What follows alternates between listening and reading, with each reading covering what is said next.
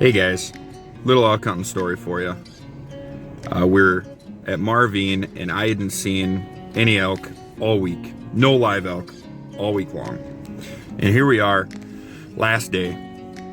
And anybody that knows me knows that the minute we leave my house, I am aching to see my family again. But also, the minute we leave my house, I can't wait to get over the next hill and see if there's any elk over there.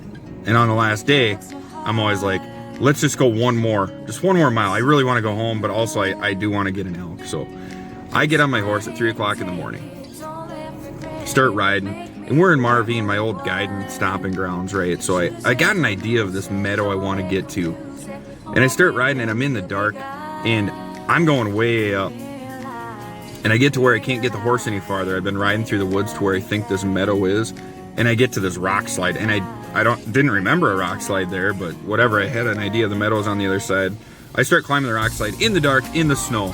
Crazy. Anyway, I get up over and I'm all of a sudden, there's the meadow. 600-yard shot to right where I know a monster bull is gonna walk out, right? So here I am, sitting in the meadow I always wanted to get to. And in there, I'm praying to God and I'm saying, God, bring me an elk. Bring me an elk in Jesus' name. Bring me an elk to this meadow, right? And no elk came. But I felt like I heard God say, Alec, from now on, lift up your hands during worship.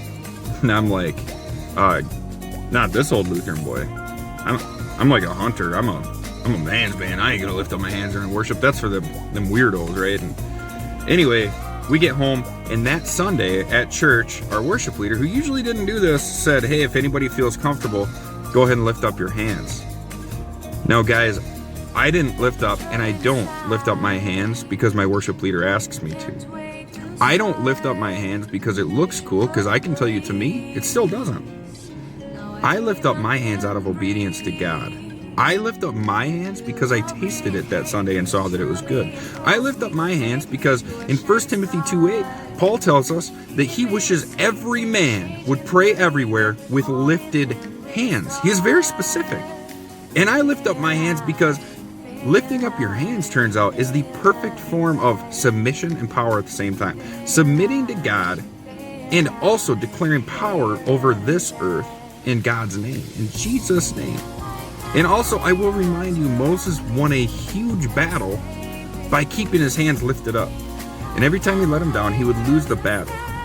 So guys, I'm not asking you to lift up your hands because it looks cool in church. I'm not asking you to go into church and in front of everybody lift up your hands. What I'm asking you to do is submit to God. I'm asking you to give God the perfect form of submission and also declare his power over this earth at the same time. I'm asking you in your car, turn on a worship song and listen and worship and submit and taste and see. See if it isn't good. Try it out. God bless you guys.